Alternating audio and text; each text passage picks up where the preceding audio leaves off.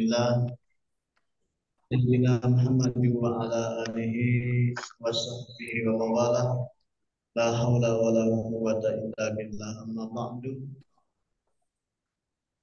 Puji dan syukur mari sama-sama senantiasa kita panjatkan kehadirat Allah Subhanahu wa taala yang Maha Ghafur. Alhamdulillah, berkah taksir qudrat iradat hidayah dan inayahnya pada pagi hari ini kita dipertemukan di bulan yang mulia, di bulan Ramadan. Mudah-mudahan pertemuan kita senantiasa membawa keberkahan dan juga mendapatkan rahmat keridhaan dari Allah Subhanahu wa taala. Amin ya rabbal alamin. Salawat dan salam semoga Allah senantiasa curahkan pada panutan kita, junjungan kita semua Habibana wa Nabiyana Muhammad sallallahu alaihi wasallam. Yang sama-sama kita hormati, kita muliakan guru kita, Guru Bapak Ustaz Setiawan, Bapak dan Ibu jamaah Kolak Al-Kausar yang dirahmati Allah, baik yang hadir di Masjid Al-Kausar maupun yang hadir via Zoom. Alhamdulillah, dan insya Allah pada pagi hari ini kita akan melanjutkan tadabbur Al-Quran surah Al-Ahzab, surah ke-33 ayat 14 sampai ayat 20 insya Allah, yaitu tentang bahaya kaum munafik di perang Ahzab. Ini masih terus berlanjut ya, episode tentang perang Ahzab, di mana sebelumnya di ayat 9 sampai dengan ayat 13 tentang peran tentara Allah dalam perang Khandaq atau perang Ahzab, perang Farid. Alhamdulillah ya, kajian yang pekan lalu yaitu surat Al-Ahzab ayat 9 sampai 13. Alhamdulillah sudah selesai disusun risalahnya, dan insya Allah akan langsung disampaikan oleh penyusunnya dan ditulis oleh Bapak Haji Bangun Sucipto. Untuk itu, pada yang terhormat Bapak Haji Bangun Sucipto, kami persilahkan untuk menyampaikan risalah tadabbur Al-Quran pada pekan lalu, Quran surah Al-Ahzab, surah ke-33 ayat 9 sampai dengan ayat 13 tentang perang tentara Allah dalam perang Khandaq atau perang Ahzab. Kami persilakan. Terima kasih Pak Ustadz Usep Suryadi. Bismillahirrahmanirrahim. Assalamualaikum warahmatullahi wabarakatuh.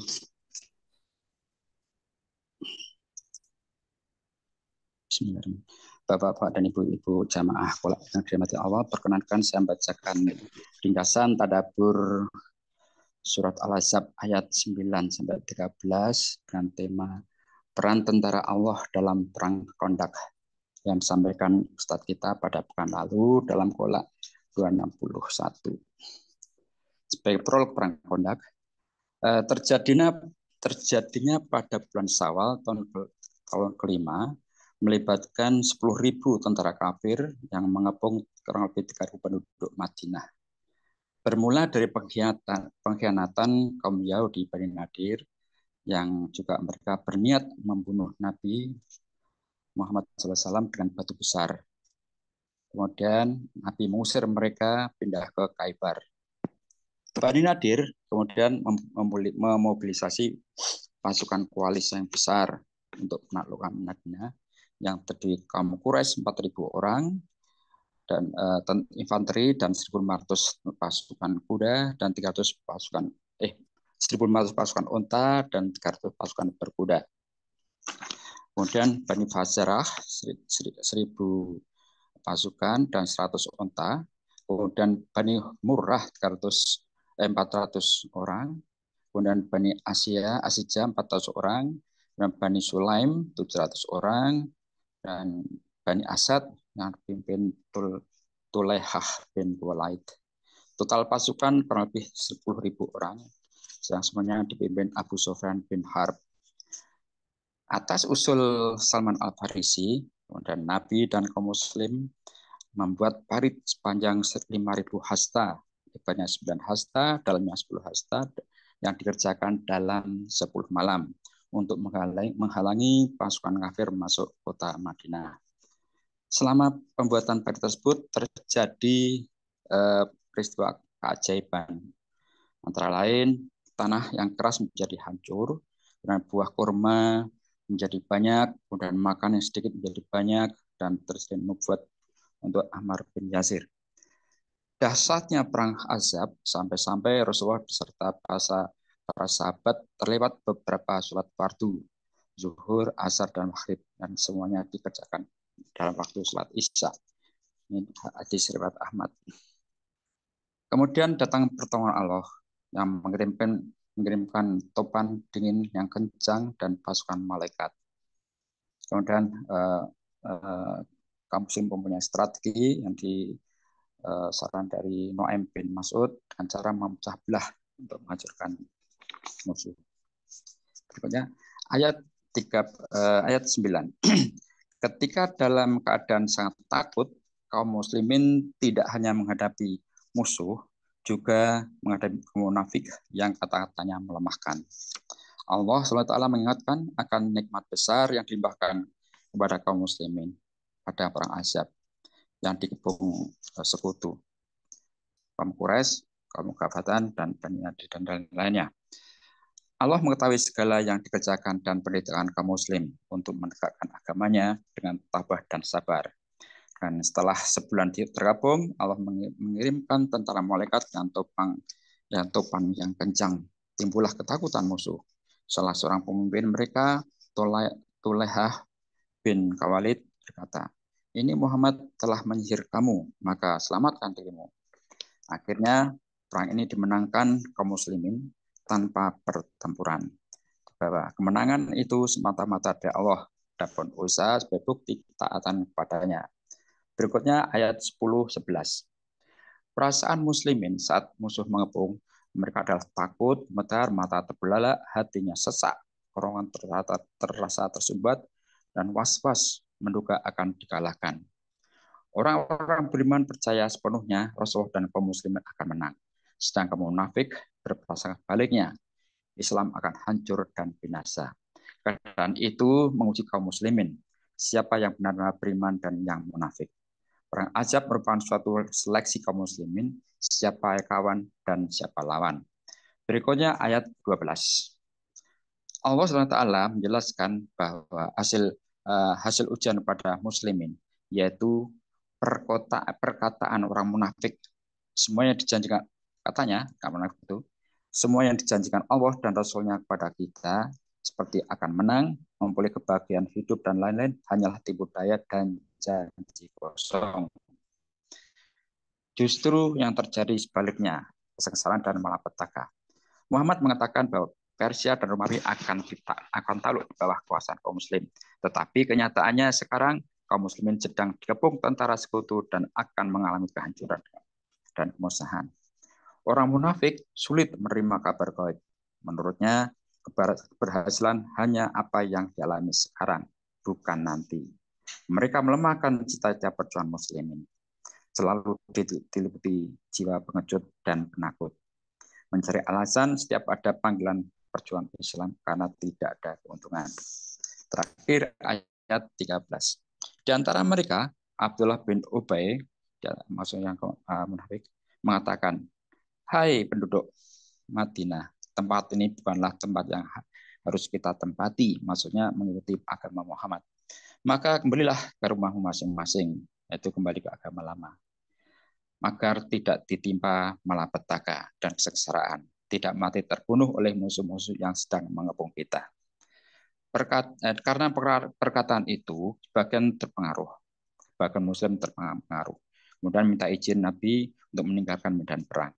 Alasannya, rumah mereka berdekatan dengan pangkalan musuh dan dindingnya tidak kuat, sehingga mereka khawatir musuh akan mengambil harta benda mereka.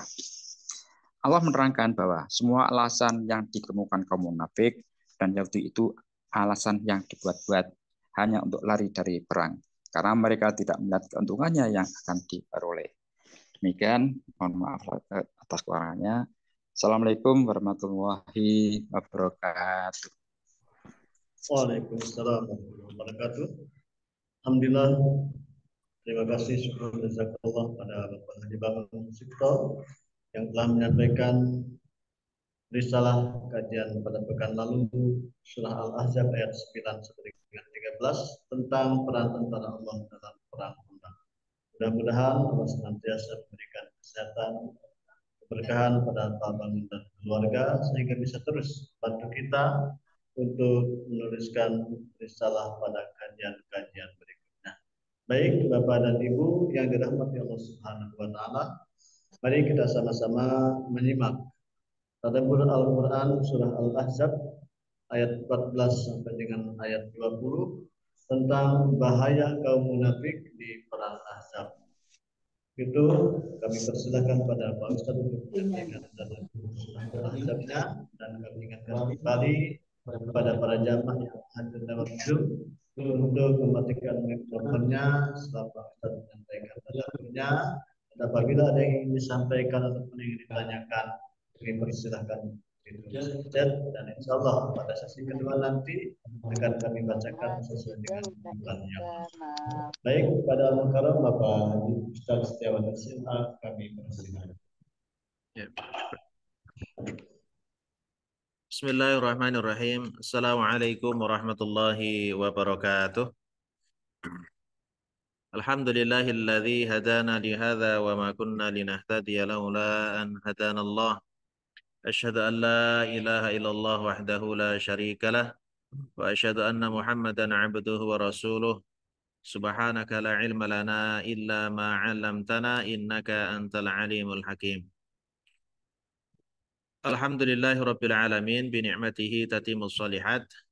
Pada kesempatan pagi yang penuh dengan barokah ini kita masih diberikan kesempatan kemampuan oleh Allah Subhanahu wa taala untuk menikmati salah satu hidangan Allah Subhanahu wa taala tentu untuk rohani kita. Semoga setiap niat dan langkah kita menjadikan sarana keridhaan Allah Subhanahu wa taala. Tak lupa kita selalu sampaikan sholawat dan salam kita kepada Rasulullah Muhammad sallallahu alaihi wasallam. Allahumma salli wa sallim wa barik alaih. Jamaah kaum muslimin muslimat yang dimuliakan dan dirahmati Allah Subhanahu wa taala. Insyaallah pada pertemuan kita pada pagi hari ini kita pertemuan yang ke-262. Kita berada di surah Al-Ahzab untuk part yang keempat. Insya Allah kita akan lanjutkan ayat yang ke-14 hingga 20. Melanjutkan kisah tentang perang Ahzab. Yang pekan lalu kita sudah memulai mengawali.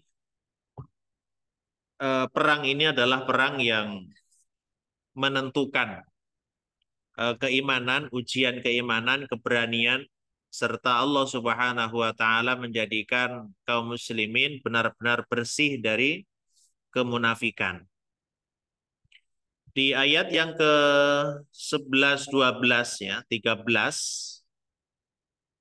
Allah Subhanahu wa taala menggambarkan orang-orang yang berada di barisan kaum muslimin.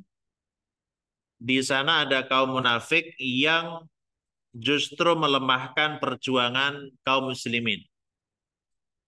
Jadi memang nanti setiap perjuangan kaum muslimin ini akan ada orang-orang yang melemahkan. Baik melemahkan dari luar yaitu musuh Islam, dan juga ada mereka yang melemahkan dari dalam yaitu kaum munafikin. Di antara sifat yang sudah kita bahas ayat yang ke-12-nya, 12 dan 13, Allah Subhanahu wa taala menggambarkan bagaimana sifat sikap mereka. Yang pertama adalah mereka memiliki hati yang sangat kotor dan penuh dengan penyakit. Dan sifat mereka adalah meragukan janji Allah dan Rasul-Nya. Bahkan mengatakan bahwa semua janji Allah dan Rasulnya ini adalah palsu atau ghurura, tipu-tipu. Ya. Ayat ke-13-nya adalah sifat keduanya.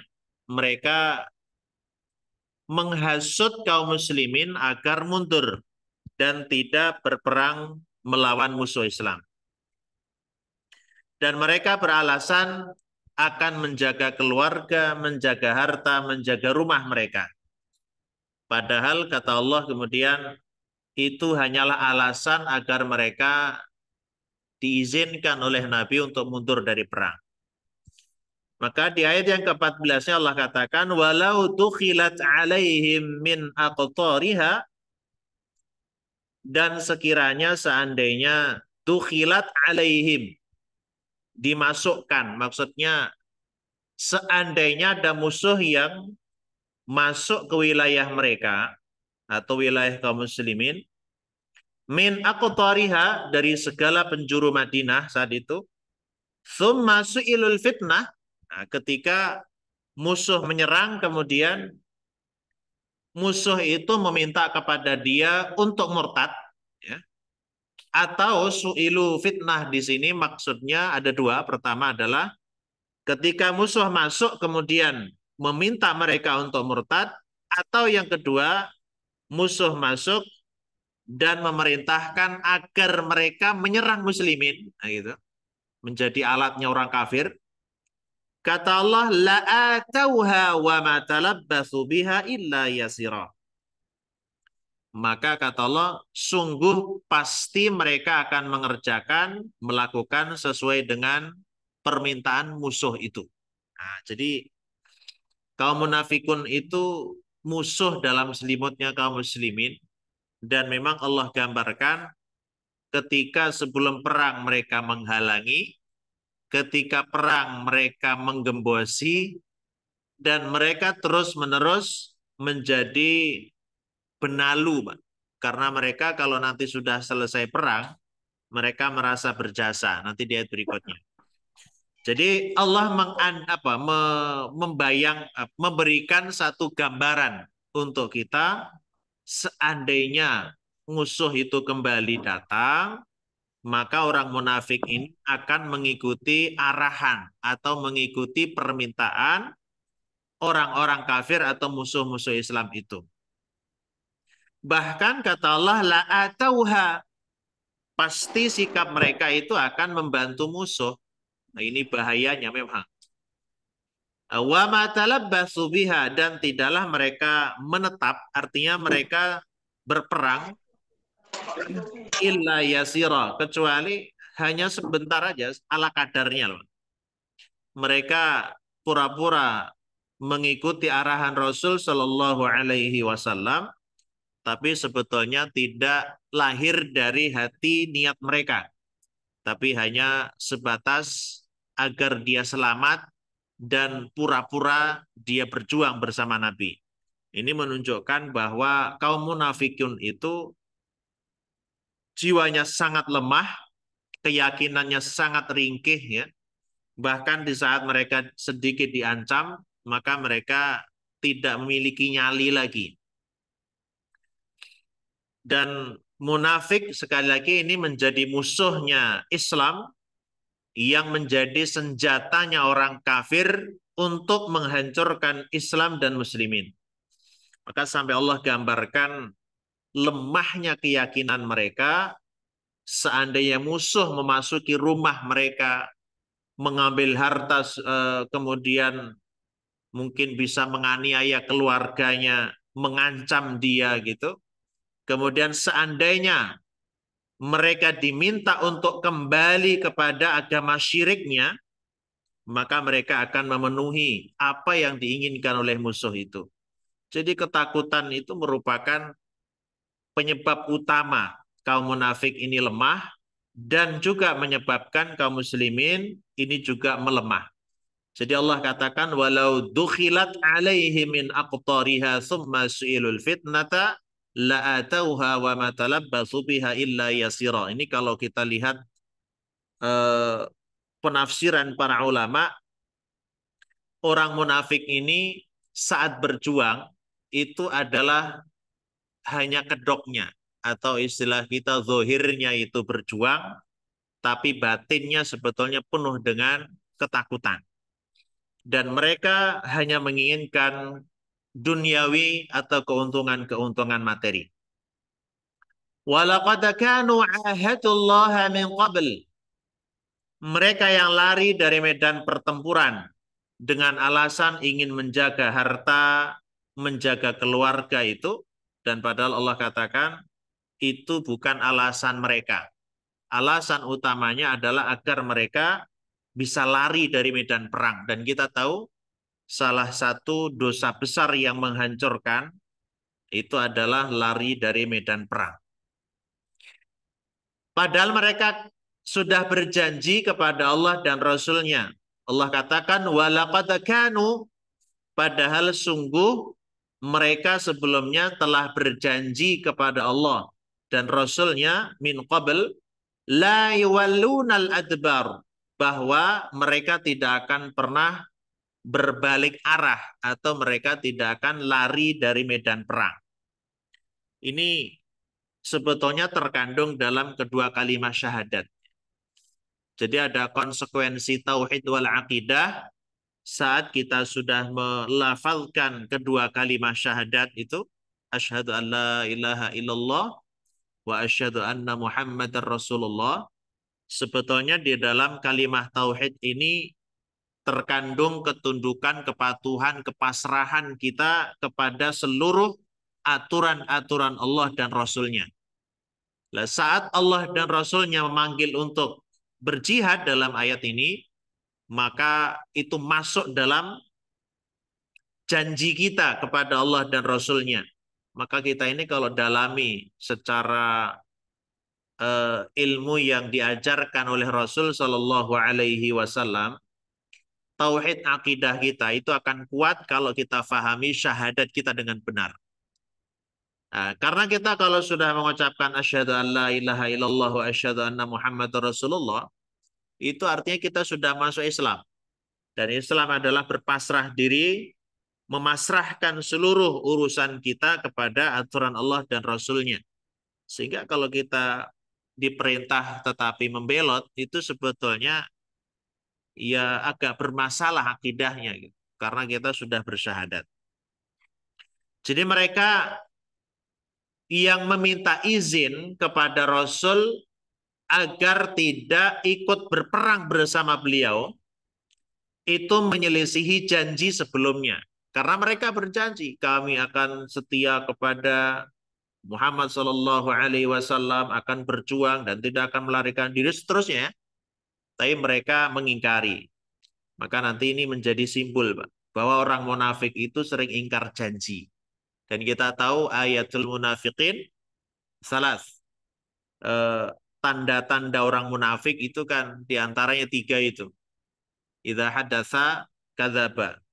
Jika dia berkata, maka dia berdusta. Dan jika dia berjanji, maka dia mengingkari. Dan jika dia diberikan amanat, maka dia berkhianat. Nah, itu ayat munafikin itu. Tanda-tanda orang munafik. Jadi pengingkaran janji dengan sengaja itu sebetulnya ya termasuk kemunafikan. Wa kana ahdullahi mas'ula. Dan Allah tegaskan, setiap janji yang mereka ucapkan atau setiap janji yang mereka ikat dengan Allah itu mas'ula. Itu akan dimintai pertanggungan jawab, akan ditanya oleh Allah Subhanahu wa taala. Ini kalau kita lebarkan maknanya berkaitan dengan konsekuensi syahadat.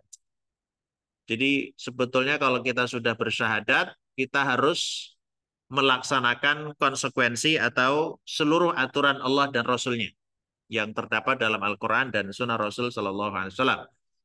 Dan termasuk rukun iman. Kita ini rukun iman kita lengkap, Pak, secara hafalan. Tapi secara praktek itu kayaknya memang harus perlu banyak ilmu ya. Ya misalnya kita iman kepada Al-Quran. Di sana kan rukun iman ada 6. Kepada Allah, malaikat, kitab, para rasul, qadri khairihi wa syarrihi, takdir Allah dan seterusnya, hari kiamat ya. Tapi ketika kita diperintahkan oleh Allah dalam Al-Quran, maka terkadang kita masih merasa berat. Padahal katanya kita sudah berpasrah diri. Apalagi kalau nanti kita teliti satu persatu rukun Islam kita. Jadi ini berkaitan dengan sifat orang munafik yang mereka sebetulnya mengingkari janji-janji mereka kepada Allah dan Rasul-Nya, tidak akan lari dari medan perang, tapi kenyataannya mereka segera melarikan diri atau berbalik arah dari peperangan dengan alasan-alasan yang mereka buat-buat. Qul la yanfa'akum al-firaru, qul la yanfa'akum al-firaru in farartum minal mauti awil qatli wa idzal la tumatta'una illa qalila.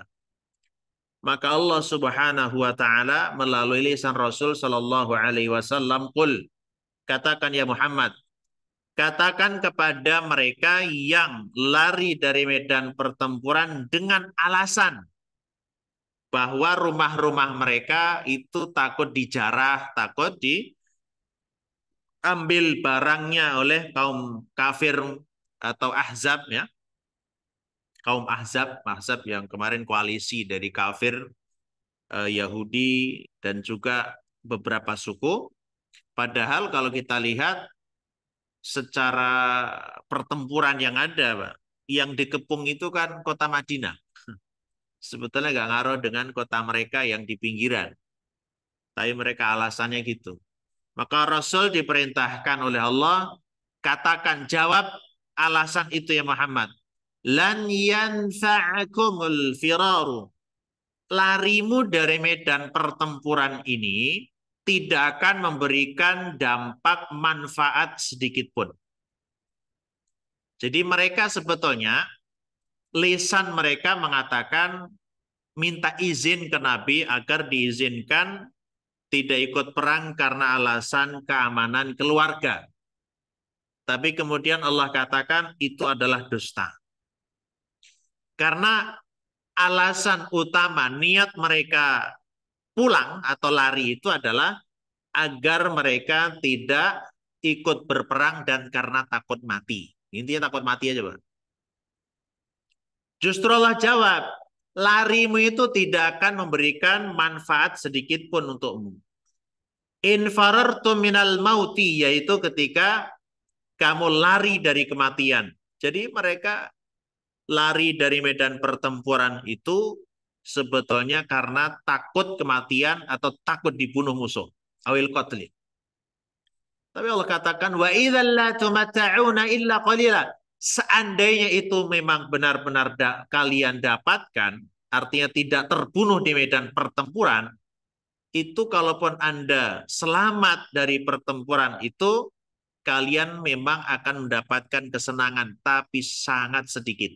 Artinya, kalaupun itu terjadi, itu hanya akan mendapatkan sedikit dari kesenangan yang ada.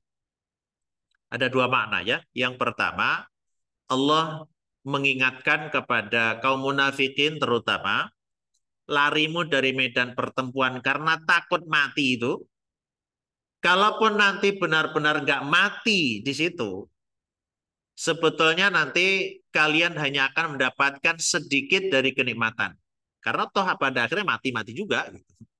Yang kedua, peringatannya adalah kalian lari dari sesuatu yang belum pasti nanti akan selamat. Jadi sebetulnya mereka menganggap dengan anggapan yang keliru. Ketika tidak berjuang, dikatakan mungkin dia pasti akan mendapatkan keuntungan karena tidak mati, Pak. Tapi siapa yang tahu jika Allah menghendaki sebelum sampai di rumah, tabrak motor mati, sama-sama mati, Pak. Artinya mereka menghindari sesuatu yang belum pasti sesuai dengan apa yang mereka harapkan dan meninggalkan sesuatu yang pasti. Karena kalau berjuang itu kan pasti akan mulia. Kalau menghindar itu pasti nggak mulia. Maka Allah mengingatkan kepada mereka yang lari dari pertempuran itu bahwa tindakan mereka tidak akan bermanfaat sedikit pun, baik untuk dirinya ataupun nanti untuk orang lain. Mereka tidak akan dapat menghindari ajal atau pembunuhan yang sesungguhnya. Karena ketika Allah sudah menetapkan, ya pada akhirnya semua akan mati. Hanya saja matinya, kalau di medan pertempuran, matinya terhormat. Nah, kalau matinya ketika lari dari pertempuran, itu adalah matinya mati yang terburuk. Kalau di medan perang, matinya mati syahid. Kalau matinya lari dari medan pertempuran, yo jadinya mati sangit, Pak. Makanya lari dari perang itu sebetulnya menuju kepada kehinaan. Dan Allah ingatkan, wa idzal la tumatta'una illa qalila. Dan jika demikian atau jika memang nanti dia terhindar dari kematian di situ sesuai dengan harapan mereka, ya sesungguhnya kalaupun mereka akan menikmati hidup sisa-sisa hidup itu hanya sementara sekali. Nah ini simbol bahwa hidup di dunia ini adalah kehidupan yang fana. Fanaun itu ya hancur pada akhirnya. Walaupun kita mungkin merasakan begitu lama di dunia, tapi sebetulnya dunia ini adalah sangat singkat. Bahkan kalau kita kita konversikan ke waktu di sisi Allah, kata Allah adalah innal yawma 'indallahi ka'alfi sanatin mimma ta'uddun. Jadi kalau dikonversikan ke waktu di sisi Allah, satu harinya di sisi Allah itu sama dengan 1000 tahun menurut perhitungan kita. Artinya kalau kita hidup hanya 60 sampai 70 tahun, di sisi Allah ya hanya paling 1,5 jam. Waktu yang begitu sangat singkat, kalau mereka atau kita semuanya tidak menggunakan dengan sebaik-baiknya, tentu ini akan merugikan untuk masa depan kita di akhirat. Jadi Allah ingatkan kepada orang munafik, larimu dari medan perang itu justru akan mendapatkan kerugian. Ya kerugian dari sisi Allah, yaitu pahalanya pasti tidak dapat, dan kerugian juga di sisi manusia. Karena mereka pasti akan dikatakan pengecut, penakut, dan tidak ada kehormatan lagi bagi dia. Maka Allah katakan, Qul, man dzalladzi ya'simukum minallah in arada bikum su'an aw arada bikum rahmah. Katakan juga ya Muhammad, kata Allah Subhanahu wa taala, coba katakan siapa yang dapat melindungi mereka dari ketetapan Allah Subhanahu wa taala. Kalau mereka lari dari medan perang dan harapannya agar selamat, Allah bertanya, memangnya siapa yang dapat menghalangi, melindungi, mencegah dari ketetapan Allah? Nah, ini harus kita pegang selalu, Pak. Apapun perjuangan kita, arahkan kepada kebaikan. Arahkan hanya untuk Allah Subhanahu wa taala. Kalaupun berhasil, maka yakinlah bahwa keberhasilan itu karena Allah izinkan. Kalaupun mendapatkan satu kegagalan tidak sesuai dengan harapan, yakinlah bahwa Allah adalah menyelamatkan kita dari bahaya jika kita tetap melakukan atau berhasil sesuai dengan kehendak kita. Semua sudah Allah tetapkan. Allah kasih pertanyaan tapi sebetulnya penegasan di sini. Siapa yang dapat melindungi, menolong, mencegah ketetapan yang sudah Allah tentukan itu? Ada orang yang karena nggak mau pergi, Pak. Karena takut kalau pergi nanti ada musibah di sana. Lah justru tidak perginya dia, rumahnya hancur, Pak. Allah sudah menentukan hal itu semuanya. Makanya tentukan usaha kita sesuai dengan arahan Allah dan Rasul-Nya. Karena yang dinilai oleh Allah dari kita ini adalah usahanya. Soal hasilnya sudah ada, Pak. Soal hasil insya Allah itu sudah Allah tetapkan. Hanya usaha kita inilah sebagai bentuk ketaatan kita kepadanya. Maka kita diajari ya, di ayat ini ada dua hal. Pertama, usaha kita harus kita arahkan kepada sesuai dengan aturan Allah dan Rasul-Nya, arahkan kepada yang benar. Yang kedua, setelah kita usaha, maka bertawakallah kita kepada Allah, apapun hasilnya, kita harus meyakini bahwa itu yang terbaik, karena itu datangnya dari Allah Subhanahu wa Ta'ala. Tidak seperti orang munafik. Munafik itu apa bahasa kita sakarepe dhewe, Pak.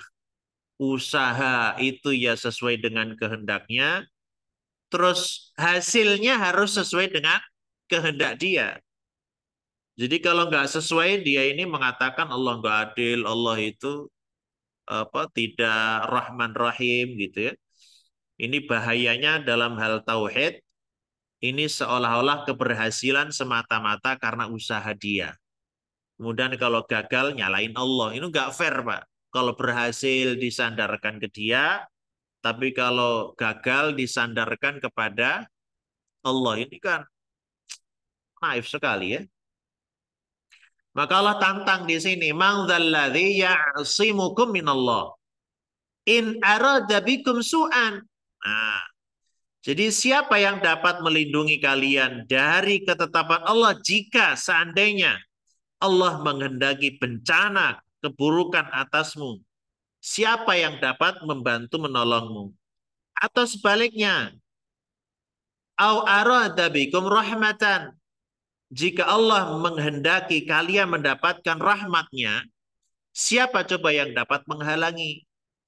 Jadi hanya Allah, Pak. Semua sumber apapun itu. Makanya kita di rukun iman itu yang terakhir, kita harus beriman kepada takdir Allah Subhanahu wa taala min qadarihi khairihi wa syarrihi.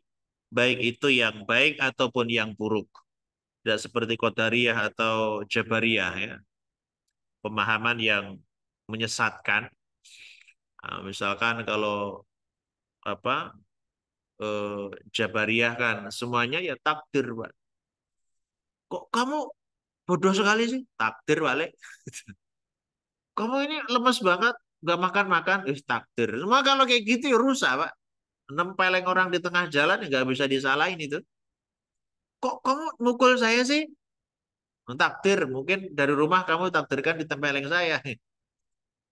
Beda dengan qadar ya. Kalau qadar sebaliknya. Tidak ada peran Allah itu. Semuanya adalah peran kita.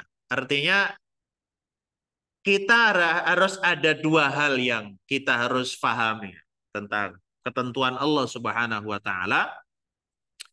Yang pertama ayatnya adalah inna kulla syai'in khalaqnahu biqadar. Segala sesuatu Allah ciptakan sesuai dengan takdir atau sesuai dengan ketetapan Allah Subhanahu wa taala. Namun ayat yang kedua juga harus kita pahami, yaitu innallaha la yughayyiru ma biqaumin hatta yughayyiru ma bi anfusihim. Allah tidak akan mengubah nasib sebuah kaum kecuali sampai dia itu mampu mengubah atau berusaha mengubah nasibnya sendiri.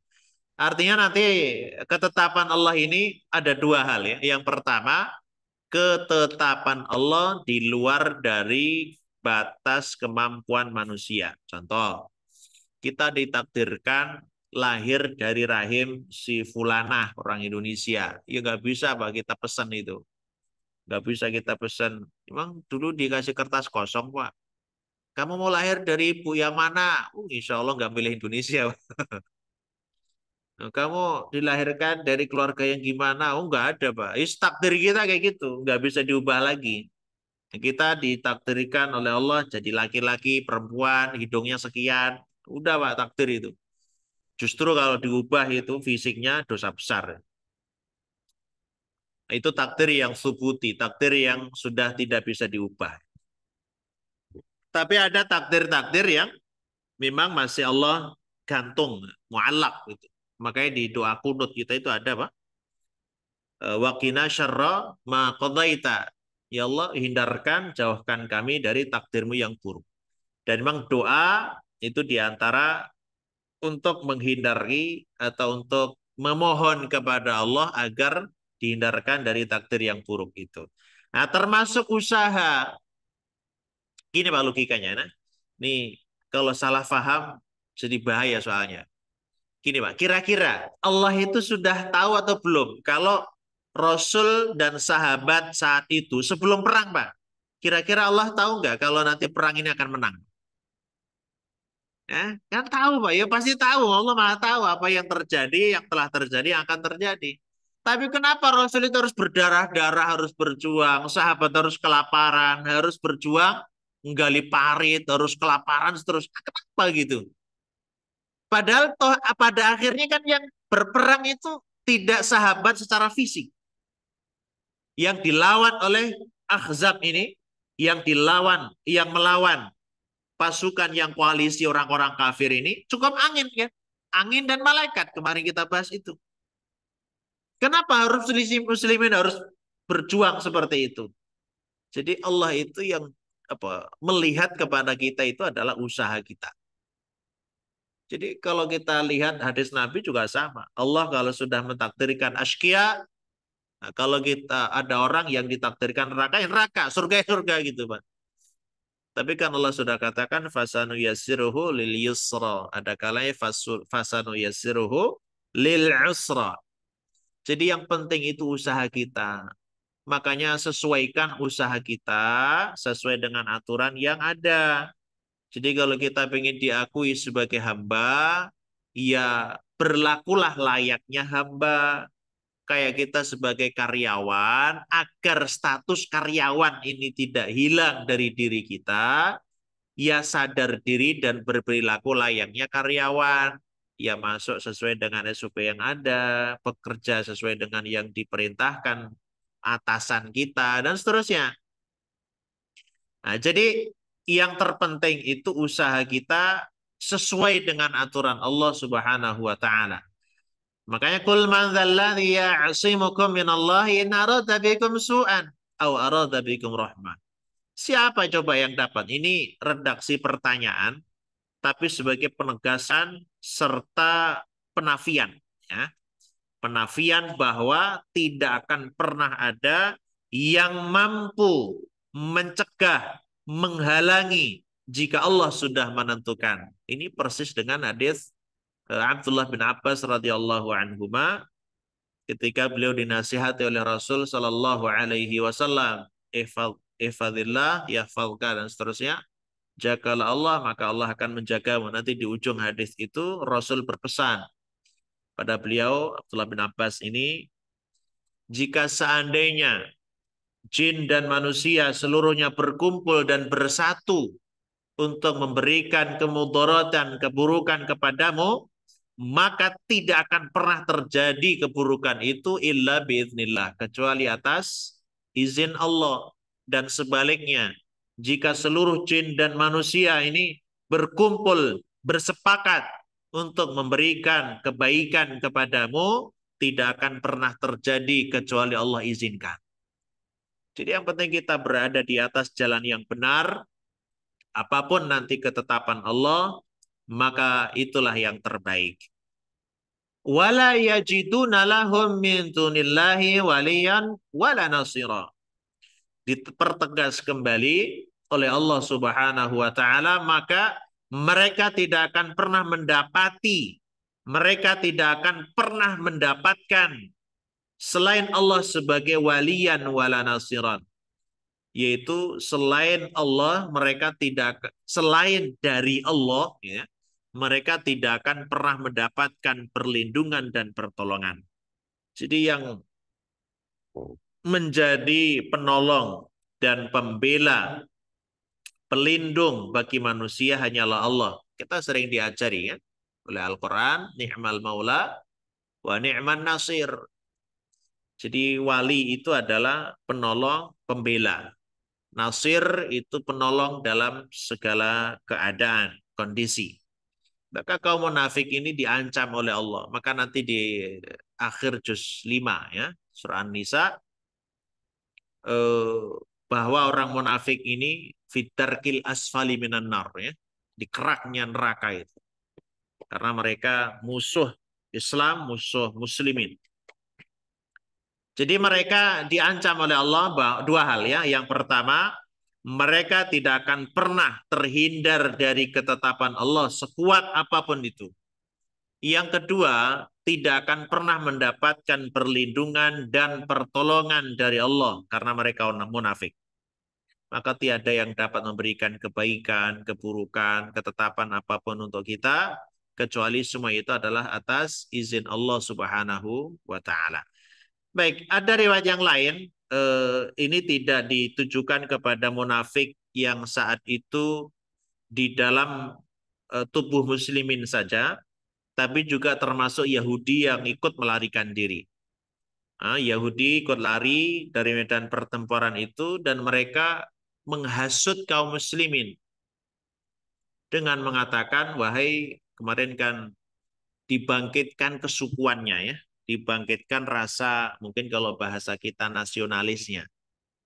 Karena mereka menggunakan kata Yathrib kan, wa idh qalat ta'ifatu minhum ya ala Yathrib la muqama lakum farji'u. Kemarin direkam oleh Allah kata-kata mereka, wahai ahli Yathrib gitu. Padahal gini Pak, ini sedikit saya ulang kembali ya. Orang munafik itu memang selalu mengedepankan sesuatu yang membuat orang itu jadi fanatik. Dan fanatiknya adalah fanatik yang negatif. Gini, Madinah Al-Munawwarah itu dulu kan namanya Yathrib. Dan Yathrib itu kan maknanya kurang bagus ya, karena penuh dengan masalah, itu namanya Yathrib. Maka Rasul mengubah namanya menjadi Thayyibah. Kemudian lama-lama menjadi Madinatun Nabi. Kemudian Madinatul Munawwarah. Ini tahun kelima ini sebetulnya namanya sudah bukan Yathrib lagi. Namanya sudah Thayyibah atau Madinatun Nabi. Tapi munafik ini membangkitkan nama Yathrib lagi, Pak. Ya ahla Yathrib gitu. Jadi kalian ini harus kembali ke zaman dulu. Sebelum Nabi Muhammad datang ke sini, kalian kan musyrik gitu, Pak. Maka kembali yuk kita kembali ke agama lama, jangan ikutin Muhammad. Karena kita akan hanya mendapatkan kerugian di sini. Itu yang pertama. Yang kedua, mereka mengatakan la muqama lakum farji'u. Nah, ini yang dikatakan di sini.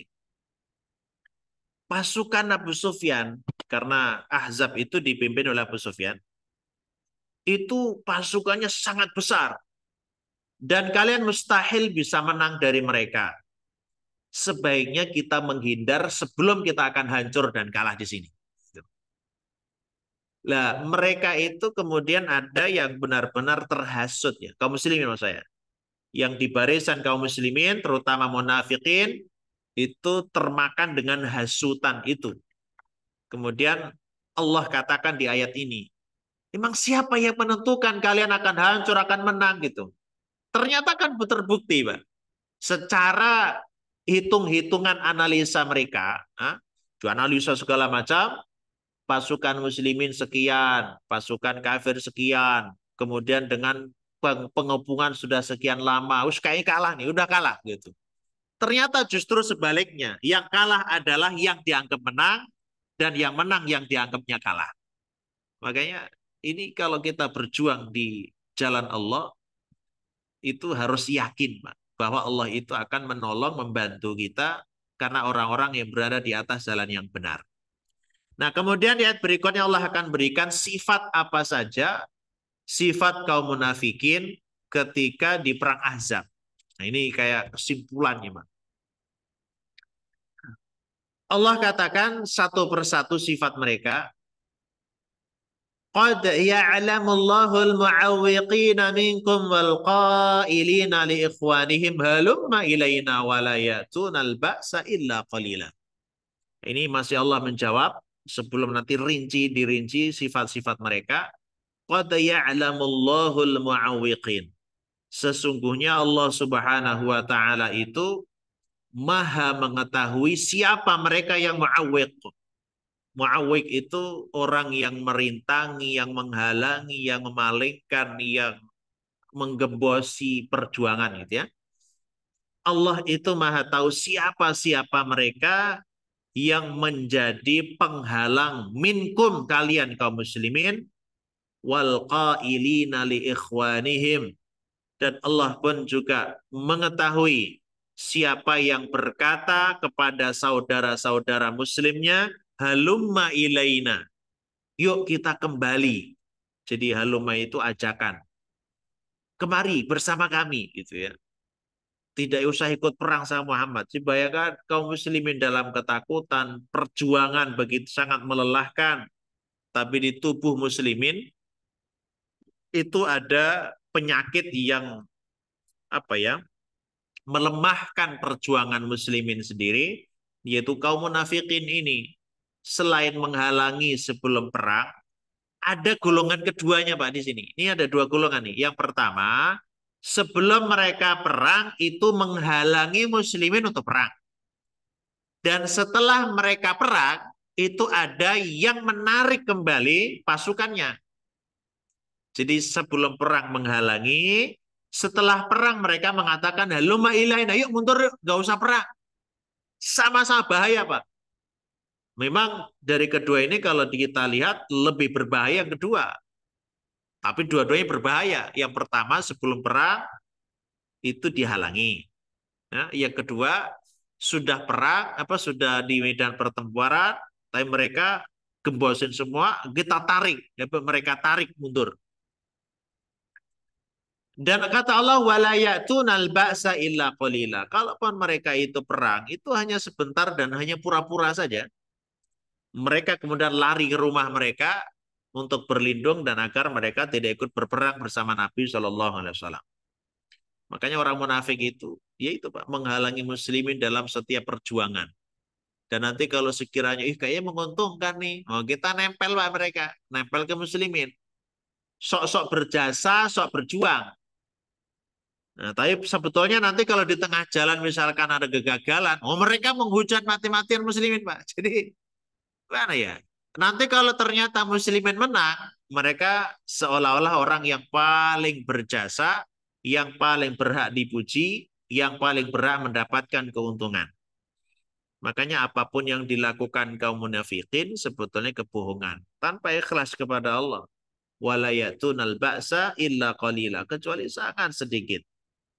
Kenapa orang munafik itu separah itu gitu? Karena munafik itu kalau berjuang atau melakukan sesuatu atau membantu orang lain atau apapun bentuknya itu, di otaknya itu keuntungan apa yang saya dapatkan jika saya melakukan ini, gitu kan? Dan keuntungan itu yang nggak jauh-jauh dari materi. Maka istilah kita itu dalam perpolitik kan itu, apa namanya istilahnya? Nggak ada makan siang yang gratis, Pak. Nah, munafikun itu pokoknya kalau saya nempel ke muslimin kira-kira apa yang akan saya dapat? Cuannya berapa? Wani piro, Pak. Jadi orang munafik, mereka kalaupun berjuang itu sedikit, sebentar, dan mereka sebetulnya menginginkan keuntungan pribadi. Nah, kemudian Allah rinci di sini. Selain yang pertama itu tadi meragukan janji Allah, yang kedua menghasut muslimin, menghalangi muslimin, baik sebelum perang ataupun saat perang. Kemudian Allah lanjutkan sifat mereka. Asyihatan alaikum. Kaum munafikin ini itu sangat kikir, Pak. Asyihah itu lebih dari bakhil. Kalau bakhil itu kan tidak mau mengeluarkan hartanya apa yang dia miliki untuk orang lain gitu ya. Kalau asyihatan isyahi itu ditambah kerakusan, Pak. Jadi tidak mau membantu plus pengen menguasai miliknya orang lain gitu. Itu namanya syahih. Jadi apa kalau bahasa kita itu? Kikir. Kalau kikir kan yang pertama aja, Pak. Ini kalau kedua namanya apa ya? Kikir plus-plus itu. Kikir, medit, koret. Jadi kalau yang kikir itu tidak mau memberikan apa yang kita punya, kita jangan, Pak. Tapi kalau syahih itu sudah kikir, pengen menguasai punya orang lain gitu loh. Itu pokoknya plus-plus ya. Jadi orang munafik itu sifatnya adalah asyihatan alaikum. Mereka sangat kikir terhadapmu.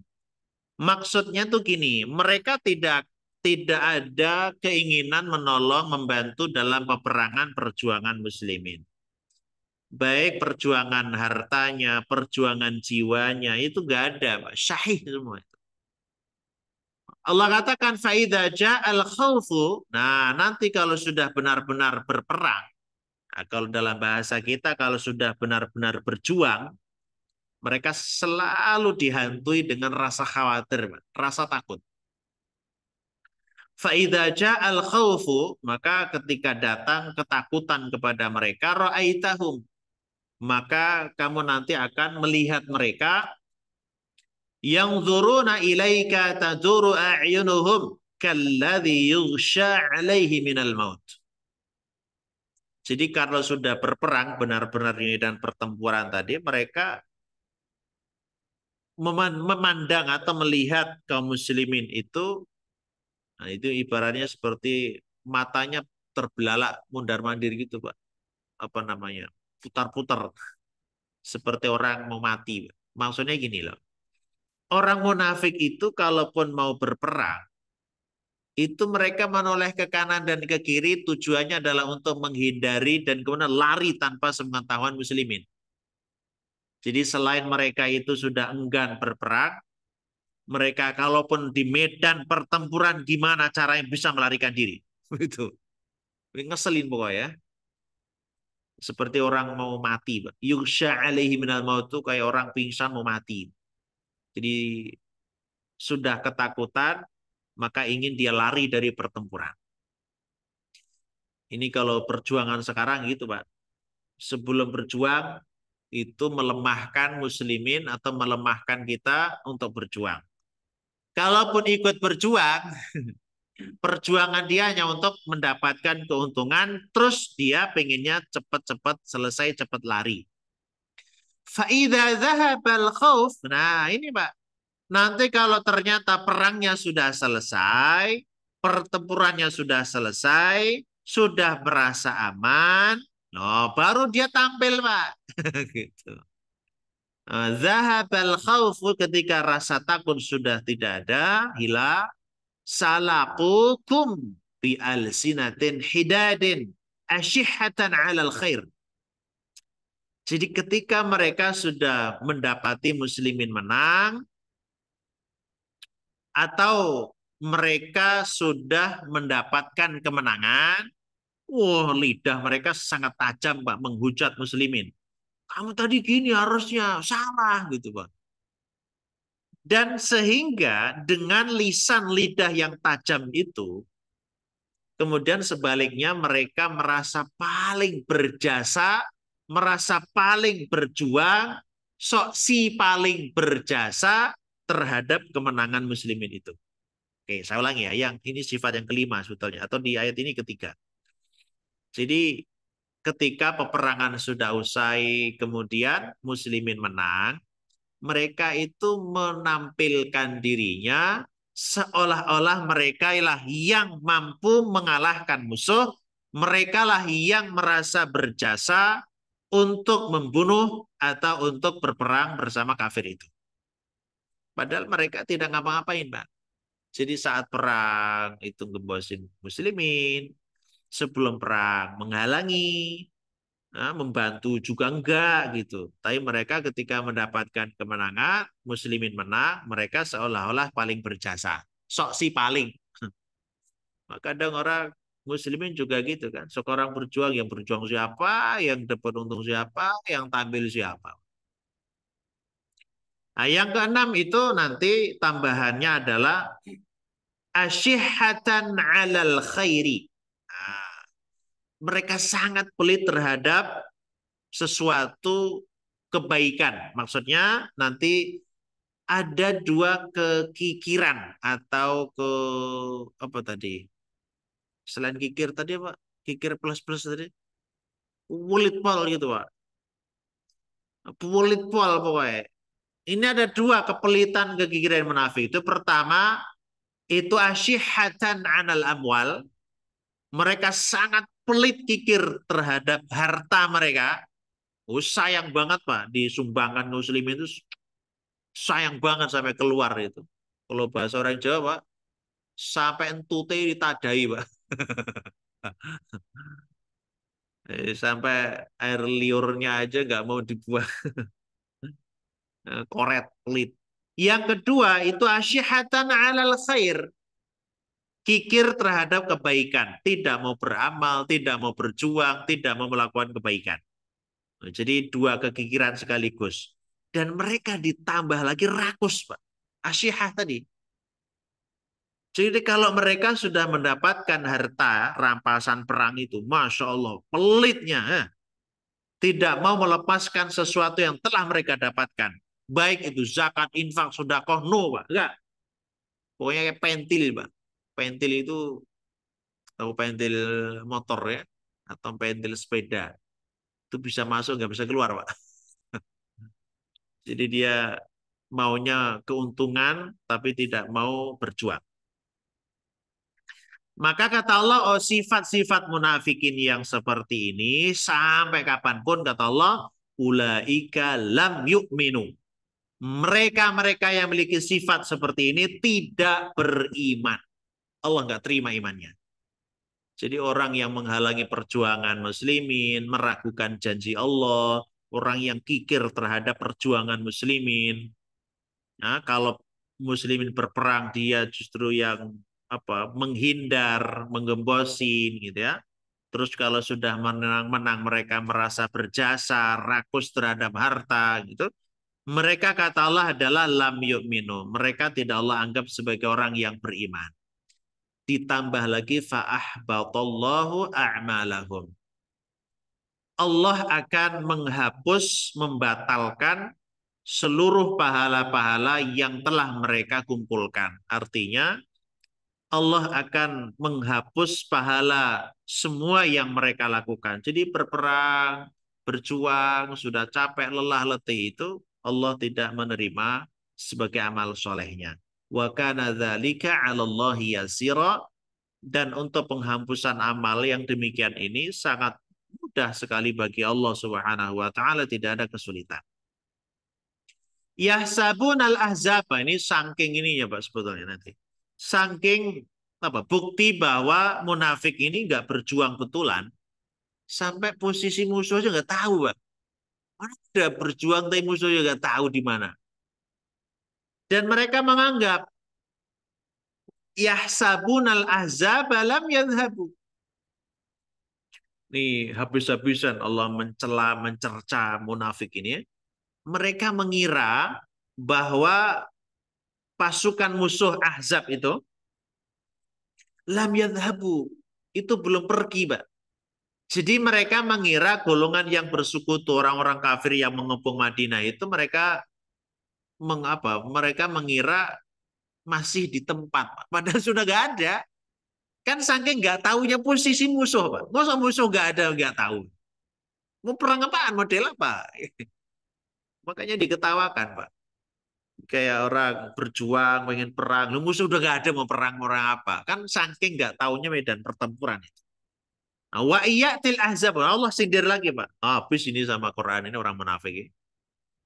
Wa iyatil ahzabu yawaddu law annahum baduna fil a'rabi yas'aluna an ambaikum. Ini apa?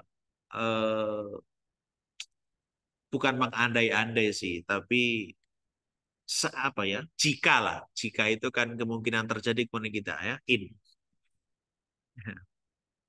sekiranya jika musuh itu kembali datang, ini cerita aja Pak. Allah menceritakan sikap munafik ini, saking tidak tahunya peperangan atau medan pertempuran itu, musuh pergi aja nggak tahu Pak.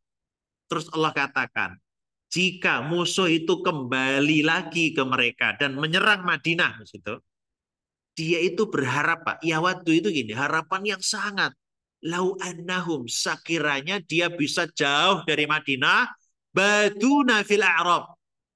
Dia pengennya kalau nanti seandainya Ahzab golongan kafir tadi kembali, harapannya dia tuh sudah gak di situ lagi, Pak. Pengennya tuh di jauh di Udik sana atau di pinggiran kota bersama orang Arab. Arab itu orang Badui. Terus layah-layah di sana, kemudian nunggu kabar, yas'aluna an ambaikum. Nunggu kabar gimana ya Madinah, udah diserang belum ya? Gimana, menang nggak ya? Gitu, Pak. Jadi dia orang Madinah, tapi kalau diserang dia pengennya lari dari Madinah, terus nungguin Pak, kayak proses pasukannya Nabi Musa ya. Nabi Musa ketika mengajak Bani Israel dari Mesir menuju pulang kampung yaitu ke Palestina, sudah dekat, tapi ternyata di Palestina ada orang, maka dia nggak mau masuk. Terus Bani Israel mengatakan, ya udah ya Musa, kamu perangi aja itu orang-orang di dalam sana, saya takut, dia kuat kok. Ya udah pergi aja sama Tuhanmu, peranglah, perangi nanti kalau udah menang kabari ya, nanti saya masuk gitu. Nah ini sama, munafik itu maunya kalau pas perang dia lari dari Madinah sampai di Arab sana, di pinggiran atau di Udik bersama orang Badui, terus layah-layah di sana, enak-enak, terus yas'aluna an baikum, kemudian bertanya-tanya tentang berita kalian muslimin di Madinah. Kalau terus kalah, mau diencan aja. Kalau menang, balik terus berjasa, Pak. Gara-gara saya nih. Begitu, Pak. Kayak enaknya segera dimusnahkan emang orang munafik. Yas'aluna an ambaikum. Walau kanu fikum ma qatalu illa qalila. Dan sekiranya dia itu ikut berjuang, sekali lagi, niscaya mereka itu tidak pernah berjuang untuk tujuan yang mulia sebagaimana muslimin. Mereka itu hanya sementara menggugurkan kewajiban, ya biar terlihat berjuang gitu, Pak. Makanya amalan munafik itu hanya riya, sum'ah, menggugurkan kewajiban semata, bukan karena keinginan untuk berjuang. Makanya orang munafik itu sholatnya itu hanya 3, Pak. Orang munafik itu sholatnya 2 atau 3 gitu ya. Pertama itu adalah sholat zuhur sama asar. Zuhur sama maghrib. Yang paling sulit bagi dia itu adalah sholat asar, isya dan subuh. Kalau asar masih banyak yang datang, Pak, munafik itu. Yang jarang nongol itu subuh, Pak. Enggak, saya bicara hadis saja, Pak. Jadi subuh itu jarang nongol munafik itu. Sama isya ya. Karena 2 waktu ini kan nggak terlihat, Pak. Zaman dulu kan nggak ada lampu. Jadi ya ke masjid nggak ketahuan. Kalau siang kan ketahuan, Pak. Syukuran nggak pernah ke masjid, tahu. Sekarang pun juga tahu karena ada lampu ya. Makanya orang munafik itu apa yang dia lakukan dari ibadah, amalan, perjuangan, show off aja, Pak. Dia ria, sum'ah, ingin dipuji, ingin dilihat, ingin diperdengarkan.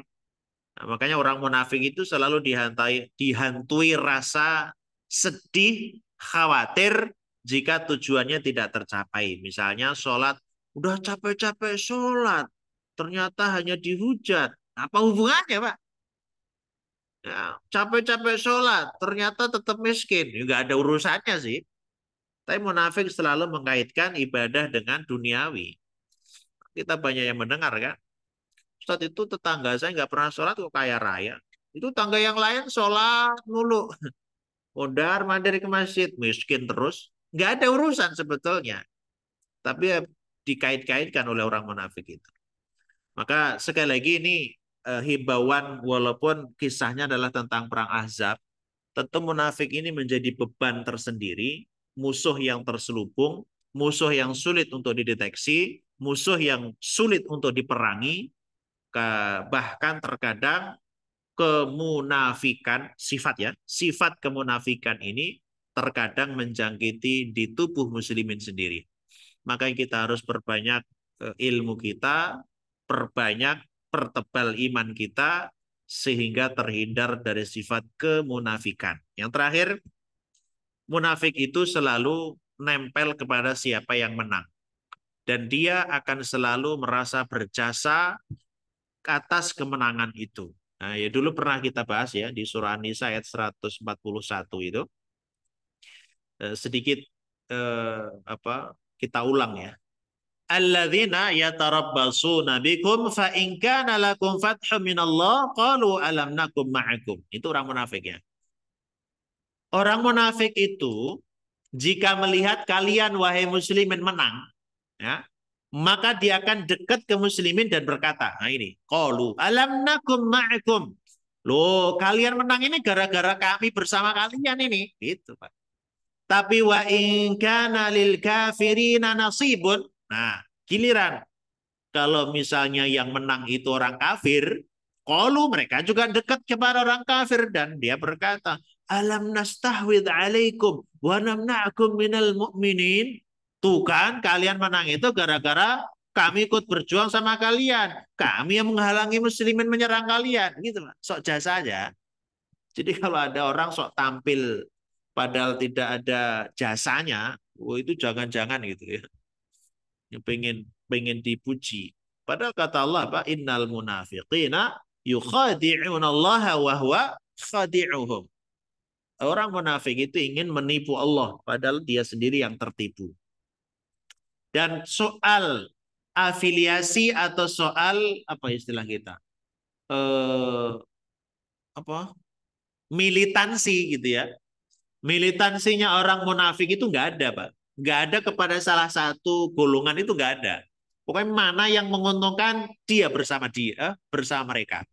Maka kata Allah, mudzabdzabina baina dzalika la ilaha ulai wa la ilaha ula. Mereka mudzabdzab. Mudzabdzab itu ya nggak ke sana, nggak ke sini. Pokoknya nempelnya kepada siapa yang menguntungkan. Dan ini bukan sifat orang muslim karena tidak punya prinsip. Baik ya, saya kira ini gambaran munafikun di perang Ahzab. Tentu kita sulit membayangkan bagaimana Nabi harus berhadapan dengan musuh yang jauh lebih besar, lebih berat, dan mengepung kota Madinah tidak hanya 1-2 hari, tidak 1-2 minggu, hampir sebulan.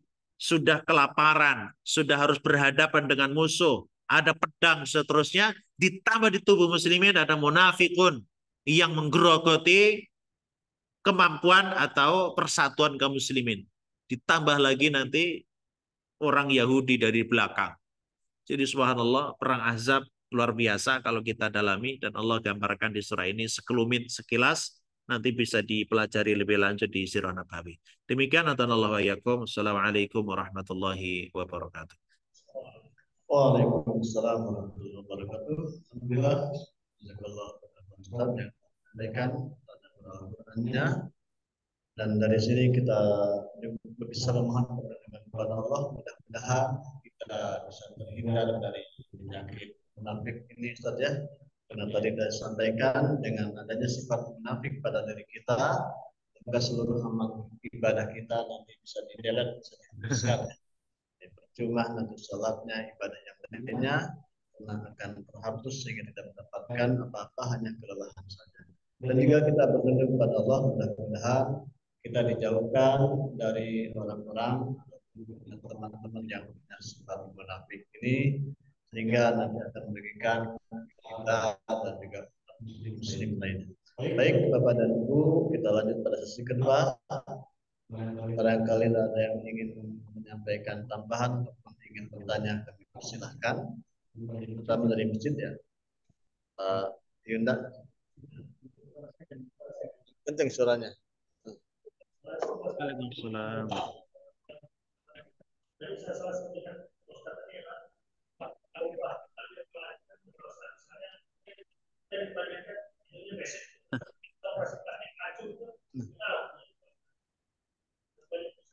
Iya, jadi pertanyaan dari Pak Yunda, merubah takdir dan seperti apa?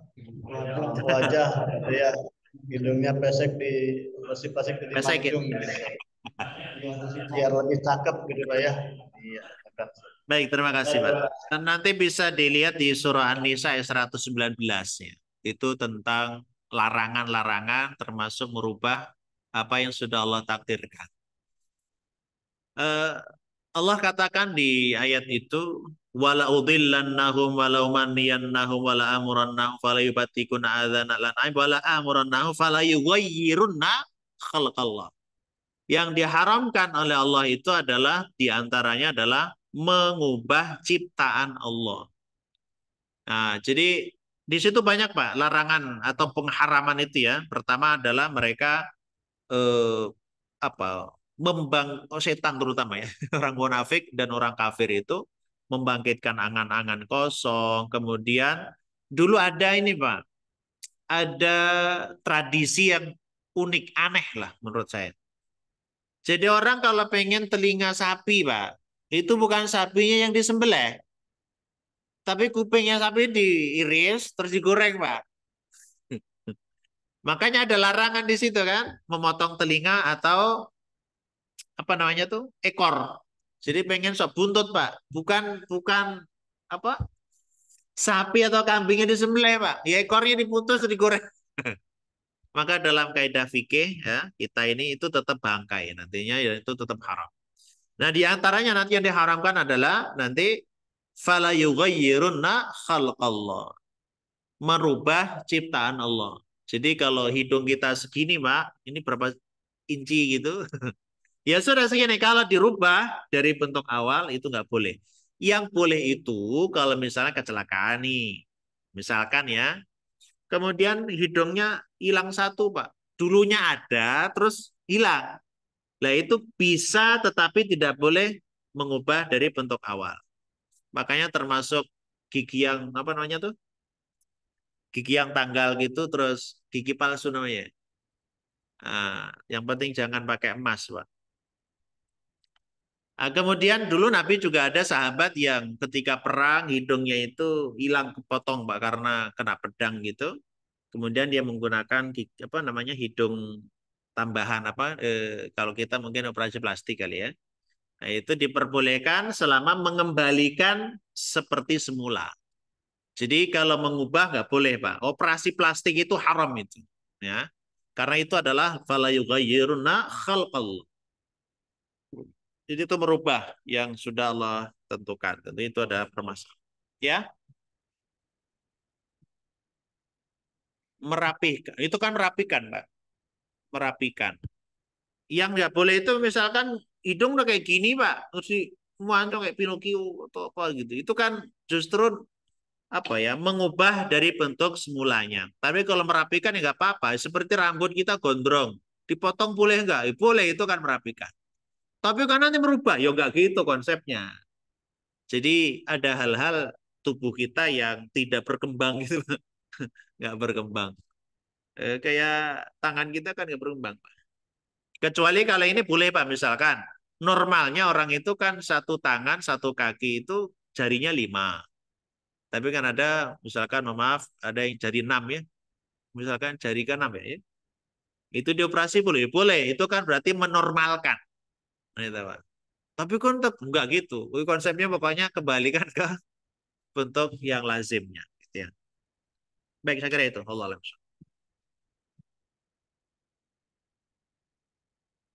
Udah lihat. Baik, Indah, barangkali masih ada dari sini yang dari masjid. Kita chat dulu ini dari Pak Subanti. Assalamualaikum warahmatullahi wabarakatuh. Mohon pencerahannya, sikap kita untuk menyelesaikan masalah-masalah hidup adalah dengan ikhtiar yang optimal, terus doa dan hasilnya tawakal. Tawakal. Jazakallahu khairan. Baik, Masya Allah. Betul, dokter. Urutannya adalah doa, ikhtiar, doa, tawakal. Itu kalau mau urutan ya. Kenapa doa dulu? Karena kita diajarkan oleh Nabi Shallallahu Alaihi Wasallam sebelum melakukan apapun itu adalah berdoa. Bahkan sebelum kita masuk ke kamar mandi, sebelum makan, sebelum kerja, sebelum lagi kita berdoa. Artinya kita minta izin dulu kepada Allah. Dan kita harus menyadari ketika kita mampu melakukan bukan karena semata-mata kita mampu, tapi Allah mampukan. Kemudian yang kedua baru ikhtiar dengan baik dan benar ya. Baik dan benar. Tidak hanya baik menurut kita, tapi juga harus benar menurut aturan.